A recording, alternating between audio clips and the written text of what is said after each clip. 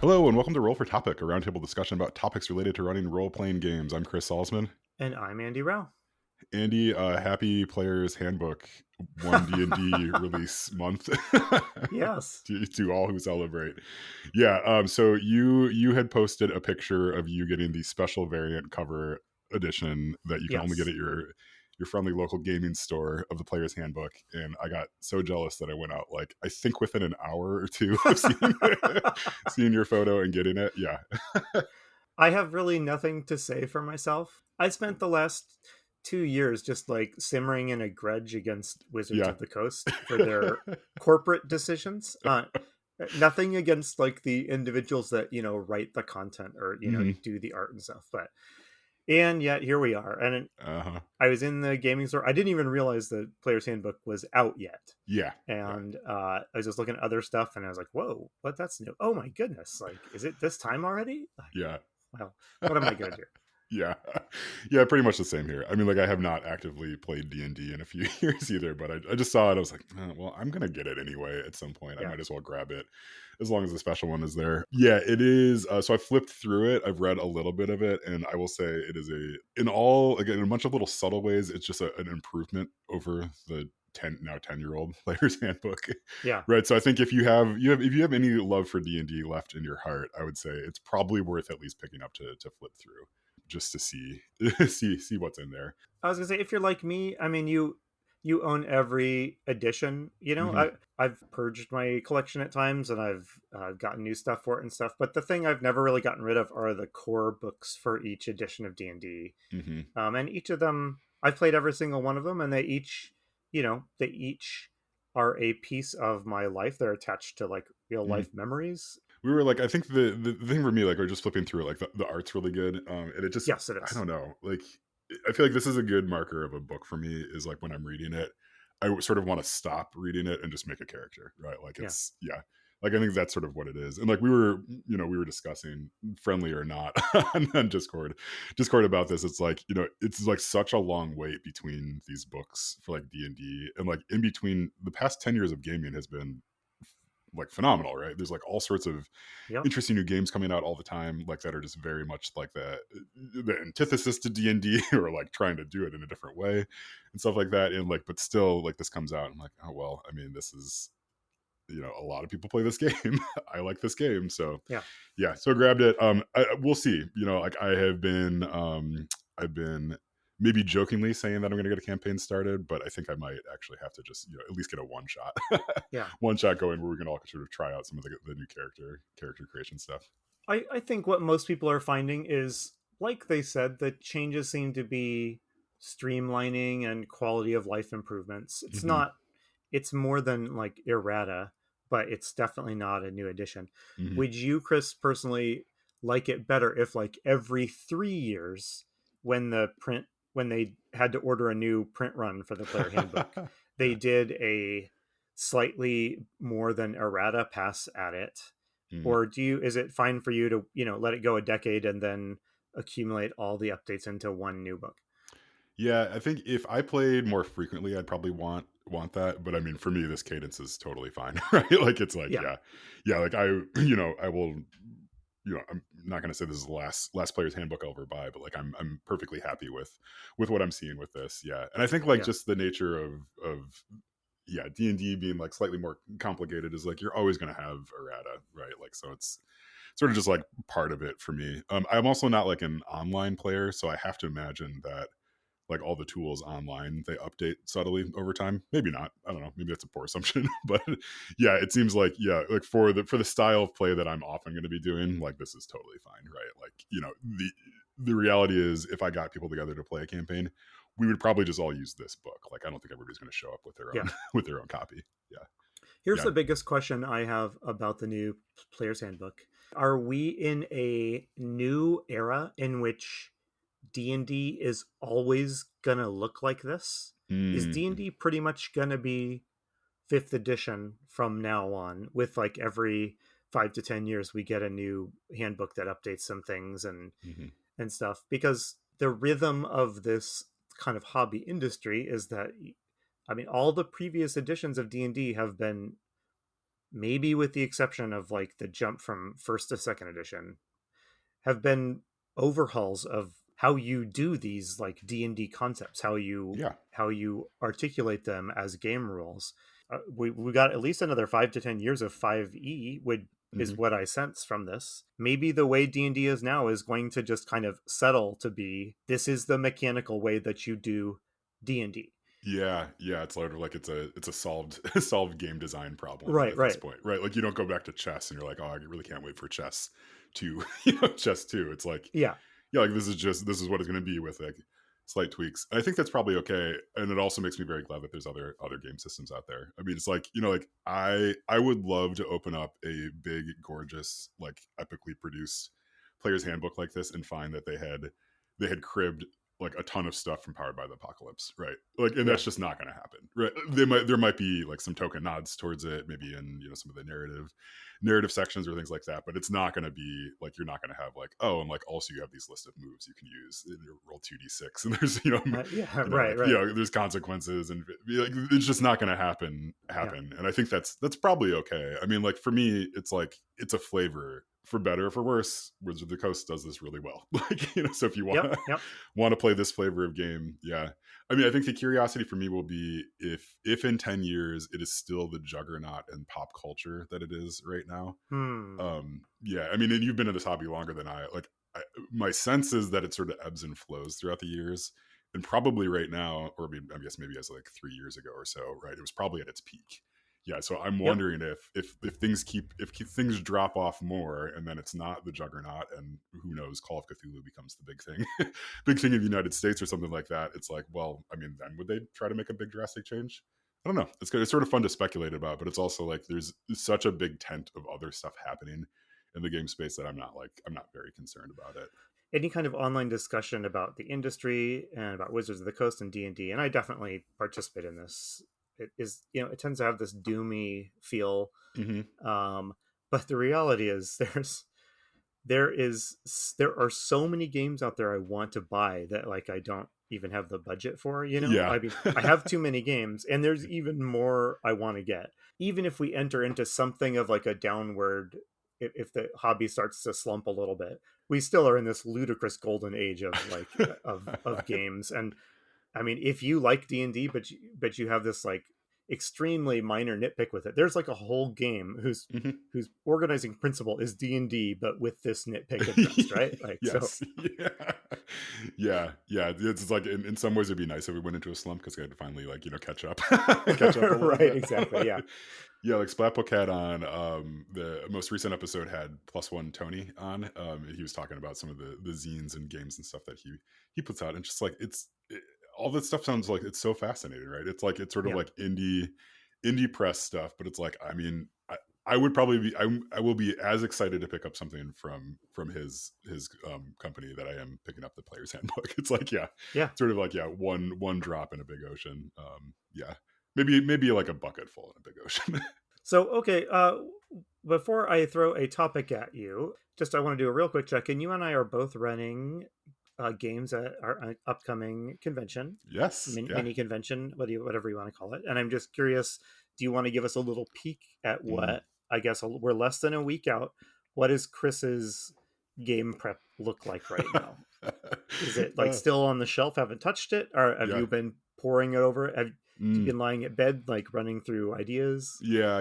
Doing a lot of running through ideas in my head. I took some time last week to just sort of write out my rough structure and what I want to happen. So like this happens every time I run a convention game, especially at Archon. I get this idea in my head and I can't sort of let it go and do the easier version of it. So this year I'm running a heist set in the Robin Hood universe. And I think we've talked a little bit about this on the podcast, so we'll get to it too far into it. But there's going to be various like dexterity mechanics and stuff. So I'm both writing the adventure and writing a handful of new mechanics and like trying to get everything together. So it's going to be tight. I think I'll make it. Right, we've got 4 or 5 days until I like kind of the drop dead. I can't put Yep. anything else into it into a sort of thing. But yeah, I think it'll be good. There's going to be a couple things that will be like, well, I sure hope this works works at the table, but I Right, think it's right. going to be super fun. Yeah, Yeah, and I don't want to get into any kind of spoilers there, but of course. I did workshop a mechanic that I'm playing with my daughter for sort of like the final part of the adventure that they're going to be doing, and it worked out really well. Like she was immediately Okay. asking, "Hey, can we play that more?" So I think that's good. But I she's have no 9, so idea what your game's going to look like, but when you talk about this stuff, I have this mental picture. Like, am I going to look up from the con and on the mm. are you going to be like outside on the front lawn with your group? You'll all be like passing a hula hoop over your shoulders or something like that. Like, Yeah. I can't wait to see. Yeah, unfortunately, it is going to be even sillier than that. So Okay. I will save it. I'm sure we'll do a recap episode where we talk about Yes. what went well and what didn't. My suspicion is that all the other tables at the con are going to kind of look over at us and be like, "Can they just shut up?" So, Yes. yeah. Anyway, so we since we're the con organizers, I will put our table like off off in a corner somewhere. Okay. Yeah, Good. Yeah. yeah. What about you? What are you? Yeah, how's your prep going? Yeah. I'm running Twilight 2000. I Mm-hmm. ran it 2 years ago, and I haven't run it since. Okay. So this will basically be the second time I'm running the game. And the fun part of Twilight 2000 for me at the last time I ran it was that there wasn't a plot. I had no Mm-hmm. scenes planned out. Like we drew cards, which is like rolling on random tables. But you just in that game you draw cards and like, oh, you this is what you encounter, and you combine where the PCs felt like going on the map. Mm. I didn't give them any direction with random card draws of what they bump into while they're doing it. Nice. It was like it was pretty remarkable how even in just 2 or 3 hours it did create something you would call like a story or kind of a coherent experience. So That's amazing. Yeah. so prep wise, that means I don't have to I don't have a plot like really. I don't Yeah. have to give them a story. I don't have to plan an encounter with like a boss or anything like that. Hmm. But I do have to master these Twilight 2000 mechanics, which are closer to like closer to squad leader than to whatever's on Okay. the other side from squad leader. So Yes. Yeah. I mean like hexes and suppression fire and Okay. stuff. So like the total amount of work is kind of coming out to be about the same because I have to Mm. do more. I'm going to have a better handle on you can't hand wave combat in a system where like the whole point of it is like combat's like realistic and gritty and like Yeah. Yeah. so I anyway, have so the that's where I'm at. Yeah, there's a photo of you running that game 2 years ago where I think it's like sort of towards the end end of the session that you're running, and everybody is Yes, standing up at yes. the table, I know what you're looking at talking it about. with like they're trying to solve some sort of like war Yeah, war yes, room style thing. Yeah, like and just like super tense, super dialed in. It's very yes. cool. Yeah. I mean, I love that photo. Kind of like just to me that sort of typifies the con in Yeah, general. agreed. But like, yeah, I'm hoping you get that reaction again. I haven't heard that before, but like I do think that like the stand up phase of your game is like a neat thing to celebrate when it happens when Yes. people are so intent on what's going on that they like get up and start worrying Yeah. visibly worrying over the tape of the map and stuff. So anyway, okay, well Yeah. I don't want to spend too much more time on that, but Mm. I think both of us will need to do a little recap after the con. Mm-hmm. I will be running D&D or a D&D alike starting after the con for my family, and I want to Oh, talk nice. about that, but not in this episode. Oh, So yeah. Okay. Well, yeah, there's a teaser for like the next month or two of podcast episodes, but indeed, yeah. yeah. So I have a topic I can throw out there if you're Hmm. willing to, deal with yet another no advance warning topic from Andy. This is my favorite way to do this. So yeah, go for it. Okay. All right, this is a little bit different one. We've talked about a couple of like kind of mechanical D&D elements in the Hmm. recently, alignment and language and stuff. So here's a little bit more of a setting thing. Chris, how do you handle criminals in your game world, and specifically how do you handle like the presence of like a criminal underworld Hmm. or people that live outside the law in your settings? Like does Yeah. that happen in your games? So I have some thoughts, but let me just throw it out to you. In Hmm. the last like D&D game that you ran, was there an outside the law organization, and what was the role that it played? Well, I think every table I've played with seems to just be full of criminals. So yeah, Yeah. yeah. I think there's something that is, I think, like for players, creating a character that is sort of like has a bit of that like edge to them. I don't know, at least in the circles I run in, is pretty pretty alluring, right, to say the least. Yes, I'm trying to think like the last like D&D game that I ran. I don't really know if there was like an explicit criminal element other than like the bad guys they were trying to Yeah. capture, right? Something I've used in a handful of times for a setup of like the hey, so you meet in a tavern, like that sort of setup is like, hey, you meet in prison, why are you there, Oh, right? interesting. Yeah, I find like that's a really good way to kind of like get people thinking about like, oh, like, did I actually do something wrong? And do I feel bad about it? Do I not care? Or did I not do something wrong? Like how did I find myself in this circumstance? What are the odds all four of us are in here and we didn't do anything wrong? I know we didn't do anything wrong. It's all that Duke who probably that Duke has something something bad going on. But yeah, but I mean I think that's a good way. But yeah, so like D&D aside, right? Like I mean I played a lot of Blades in the Dark, right? And that's like a very explicit like you are considered criminals, right? Like that's the whole setup for it.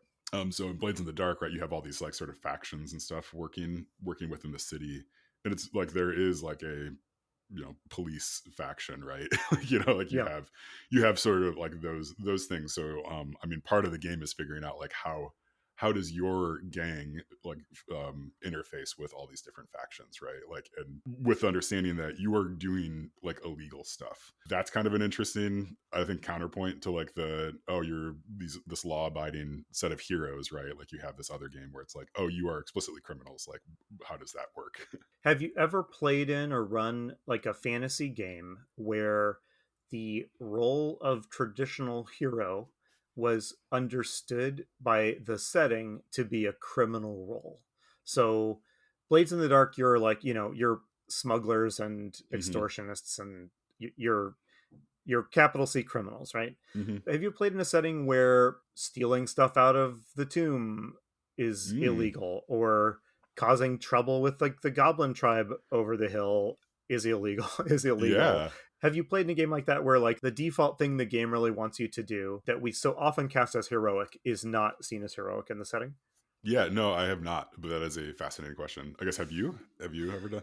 Not exactly. Back in the day, I ran a couple of games that really amounted to like one shots where the PCs were kind of employed by like a thieves guild. There's like Hmm. Yeah. there's always a thieves guild in all these settings, and Yeah. and I always think like, man, I really it would be fun to dig into like how does the thief guild really work in this setting? Like what do they Hmm. do? Like what's their relationship to the law? What's their relationship to like the average person? But Yeah. so I've run a few things where like the PCs were doing jobs for like the thieves guild. That's about as far as it's gone, and I think those were more like Blades of the Dark type runs where, Hmm. yeah, go steal some jewels from this person. I mean, it's like clearly against the law, nothing really quote heroic about it. Hmm. So I guess the answer is no. I've not really run a game where kind of adventuring was illegal, or even where adventuring was like looked down at. Mm. Like there's some settings like Warhammer and stuff lend themselves to the PCs being like viewed at the low end of the Hmm. social ladder, Yeah. not near the top. Like you don't want them in your town. Hmm. They cause trouble for you. Your tavern's always in a shambles when they leave. That sort of thing. Yes. Yeah. When I run my next game of D&D, I will be running it with like an established campaign. But Hmm. well, I mean, I'm not going to like dance around this for no reason. I'm Yeah. going to run Curse of Strahd, Yes. and Yeah. that's in a somewhat coherent setting, Hmm. and it's like run by an evil monster, Yeah. and everything about it is bad. And I was just wondering like what would the criminal outlaws, who are the people that like live outside the moral bounds of this like horrible society, Hmm. what do they do? Like what's their deal? How do they relate to like the other people that they live with every day who they're on opposite ends of like the social spectrum? For characters, right? Like you sort of want them to feel like they're doing the right thing, right? So like even if it's the right thing for the wrong reasons, right? Like it's like that's the inciting. reason why they want to go on these adventures. So it sounds like what you're talking about is more like a like, hey, I've sort of chosen this career path, but it's being considered illegal illegal by the powers that be.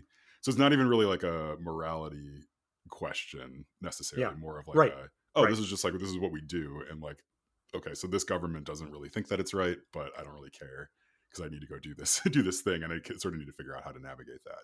Is Yeah. that what you're getting at, or is it more just like people that are like, well, I don't care, I'm going to do this for my own No, no, gain? no. That's exactly what I was getting at. Okay. The other time this had come up, so in the course of running Masks of Nyarlathotep, the criminal underworld, it was always in the background. And so the PCs are trying to solve these crimes and do these investigations, and they have kind of corrupt law enforcement people that they need to kind of dance around. Hmm. And some of the bad guys basically use the criminal underworld as a way to like exert pressures on the PCs. But Hmm. it just got me thinking, like, if you look at the way that like organized crime, like the mafia in the US and like the yakuza in Japan, they Hmm. operate, they don't operate by just like by only preying and causing trouble. Yeah, yeah. They do that, they're horrible, but they offer like services that people either can't or have difficulty doing through legal channels, right? Yeah. Same thing if you look at like drug cartels in some countries. Like, I mean, there no one on paper would ever say this is good that this organization is here and what they're doing is Hmm. good, but they do offer services. And so I was thinking in the terms of Cthulhu, like, what if like the criminal underworld was like an alternate way to get answers? Like, how could I entice the PCs to like get involved with it? I guess, and the Hmm. point would be to have them get in over their heads or to Yes. Yeah. to tangle with like bad people that, Hmm. I mean, the purpose would be to ultimately to create drama. But like, what would it take to create some incentives to be like, there's an easier way to get a passport really quickly, Yeah. right? Like, Yeah. if you talk to this, go to this bar at this time, and this guy can tell you about another guy, and Hmm. like then two adventures later, you're in debt to some like really unpleasant people, and Yeah. hopefully that's brought a lot of fun, right? Yeah. There's like, I'm thinking about a couple things right now. So I recently read the book Artemis, which is, it's not, we're not gonna get into it. There's other podcasts Yeah. that do, but it's not a very good book. But like the one sort of interesting thing from that was this like notion of the criminal element being sort of like a system of power within a society. Hmm. So if you remove the criminal, like if you have someone that is in charge, like sort of running the smuggling ring in your city or whatever, or, like the drug ring or whatever, and it's like it can help you sort of maintain like a stability almost. It's like if that person has some rules and some honor and stuff, like they're not going to bring in certain drugs or whatever into the city. If you remove them, it creates a power vacuum. Like, so like you're always going to have smuggling, like you're always going to have these things in your city. Yeah. It's just sort of like pick who you want to be in charge of that necessarily, right? Like, because you're not going to be able to root it out completely. And I thought that was like a somewhat interesting concept of like, Yeah. like you're going to have this, like you're going to have the black market for passports or something like that. So do you want it to be the guy that like just needs some money, or do you want it to be the guy that like wants to give out passports because he wants to blow up like your whatever, right? Like, yeah, like, so I mean, there's something I think really interesting you could play with that. It's like, yeah, okay, good job, heroes. Like, you got rid of the criminal underground here. Like, you got rid of, I don't know, like thinking about Curse of Strahd, for example, is right. Like, like, okay, so you got rid of like whatever was keeping Strahd from getting power, and now all of a sudden Strahd's in power, right? Like, Hmm. whatever that is, like, I don't know, like maybe that's some sort of like religious function, or there's a bunch of werewolves that are like running around or something like that you take out, and then suddenly Strahd has an opening and it becomes much worse. So I think there's a lot that you could play with there. I mean, I think especially in Strahd, because like you have this like clearly very evil person, but also is sort of controlling the whole area, presumably doing some good things, but also kind of keeping everybody down. The threats to that are going to be like, yeah, some sort of trade route. Like, it's going to be some sort of other religion. It's going to be maybe a rival cult. Like, you have like all these options, I think, for your players to choose from for stuff that Strahd's going to consider criminal, but are also like sort of good, good, but might lead to like some situations where you're indebted to people that you don't want to be indebted to. Yeah, absolutely. When I've created cities or settings in the past, I mean, I've always taken this sort of very organized top down, what's the system of government? Like, Hmm. who's the mayor here? who's the ruling council, that sort of thing. When I wonder if maybe a more interesting question is like who are the power factions? Like, Hmm. so you created this city and it's this one democracy run by a ruling council of wise elders. Who has that shut out? Like, Yes. right? Like, so who lost power because that is the system? Hmm. And how will the PCs engage with them, like in the course of the adventuring work they do, right? Yeah. Yeah, totally. Yeah. Like I just keep on thinking about like if we could get Robert Caro to run run a tabletop game, like how fascinating his version of whatever, like of Neverwinter would be. Oh yes. Yeah, Oh yeah, just realizing what I said was very Caro-esque because I his know. his Yeah. thing is all about power. Yeah, Yeah. so I mean, it is one lens I think to look at any system though, and I think it's a very important lens to look at stuff because like almost every law gets passed is sort of like a power a power dynamic in some way, right? yeah, Like I think yeah. there's yeah, Someone like exerted power over a process or an opposition to make it happen, right? yeah, totally, yeah, and it's like if I mean, I think a lot of those things can be kind of a net positive for humanity, but like if you pass a law that says like you can't dump toxic waste into our drinking water, it's like, well, like I mean, yeah, definitely don't do that, but then also the place that needs to find a spot for the toxic waste, it's like, well, like no, they feel powerless, right? Like whether or not that's a good or bad thing, I think is a very clear answer. But I mean, you can think about things in those terms a lot too, right? Like so if you started with a city and started with sort of its natural resources and stuff available to it, like and it's like, okay, so first maybe the people that have the power are the people that have the land near the river, right? So they can generate power from like the water or plant their plants and stuff like that. But like you start there and you can start extrapolating out of like, okay, then the guy that builds the bridge has more power. And like, like, and Mm-hmm. you take that a couple generations and then all of a sudden you have like a city council that's entirely based on, I don't know, a boat in that river or Mm-hmm. whatever. Yeah. So I don't know. I mean, I think it's a really interesting to play with, like thinking about it. So for this Curse of Strahd campaign, I guess, have you identified like, oh, this could be the interesting in for them that isn't just like, oh, you're from a family of vampire slayers and you got to go kill Strahd. The easy thing to do would be like, oh, well, the criminals in this world are like the good guys, right? The Yeah. resistance. Like, Hmm. and there's people in the setting that are fighting against Strahd, and you would call them the resistance. That's interesting. Like that's one of the power factions at work in the setting, and that's great. What I'm interested in doing is because the PCs, by the nature of what they're doing, are like right close to the line of criminal behavior at all times, right? Because they're Hmm. carrying weapons around, they're killing stuff, Yep. they're taking loot, whatever. So even if they're doing that, even if they're on the side of the angels, they're always just like 1 foot away from like being wanted criminals, right? Yeah. Yeah. And the people that would serve the PCs would be people that provide services to the criminals of the setting, right? Yeah. How can, like, in the course of go visiting the blacksmith and buying weapons or doing little errands for people, how can some of that bring them into contact with, I guess, the quote underworld? How can that bring them into contact with a different power faction, maybe one on the outs? So I don't know. Does that Yeah. make No. sense? Yeah. No, that makes a ton of sense. I mean, just your comment about the blacksmith is really good because it's like if you are right, I'm thinking a lot about John Wick right now too, right? Like John Wick's whole like shadow like network that he has underground. It's like John Wick can't go to the normal hospital. They would just be like, what happened? We're calling the police, right? Like he needs to go Right. to like a guy that's not going to ask any You've questions been because shot 302 times. Like, yes, yeah. How are you still walking?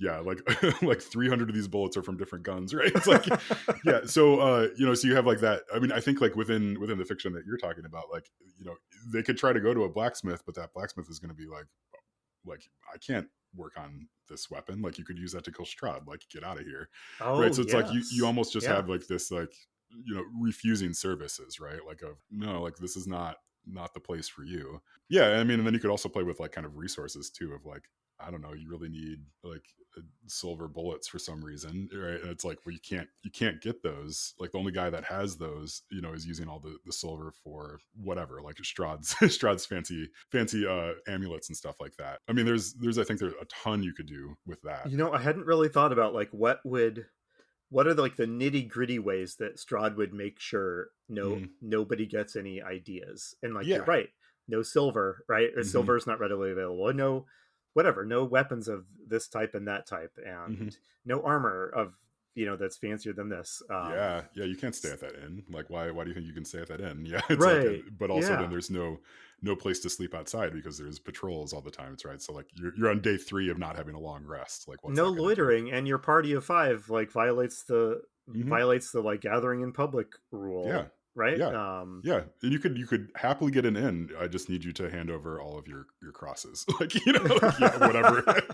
Yeah, Yes, all of your crosses and wooden stakes need to go in this that's right. box. I don't know why you have so many They're wooden gonna pat you stakes. down for garlic and Yes, stuff. yeah, yeah, Okay, well, Chris, we've been talking for a while, and so it's yeah. time for us to wrap up because we Yes. both got stuff to get back to. But do you have any Mhm. final closing thoughts on like facing the PCs with like the criminal element of a setting? I really like your thought of like they're doing something that is illegal, although it's sort of feels right. I think there's a lot you can do with that. I mean, even if that's just, I mean, thinking about like the British Museum and how many artifacts they have liberated from various Yeah, places yeah. and stuff. It's like, yeah, like England might think that's okay, but I don't know if India does, right? So it's like I think there's a lot you could do there with just sort of like, hey, we're on this mission, and your local government doesn't agree with me, but like my local government says this is okay. Yeah, so I Hmm. think there's a lot you could do with that, and even just like not understanding the rules of maybe the society that you start to interact with. Okay. Do you Yeah. want to wrap us up? Do you have any closing thoughts here? Yeah, so we have been Roll for Topic. We are part of the Roll for It Media podcasting network. Our sister show, The Splat Book with John Corey, is wonderful.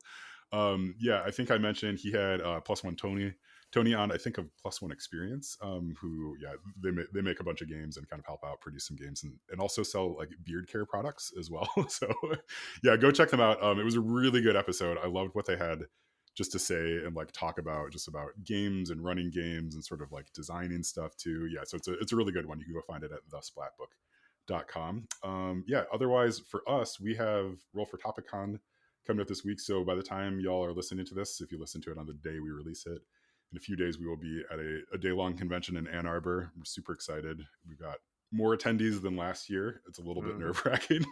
Yes. But yeah, it should be really good. And then our hope is that, well, I guess I haven't really talked with you, Andy, about this, so I'll put you on the spot. You're still planning on doing the trivia contest? Yes. Okay, great. Yes. Yep. Yeah, so we recorded that last year, so you can go and listen to that if you want to, just to see what sort of devious trivia Andy gets himself up to when given the possibility. So yeah, we're gonna be doing that again, and so that should probably be our next episode. That will go live, maybe with a few con thoughts as well. But yeah, that will do it for us. So Okay. I've been Chris Salzman. I've been Andy Rao. And remember, if your player's having fun, you're a great GM.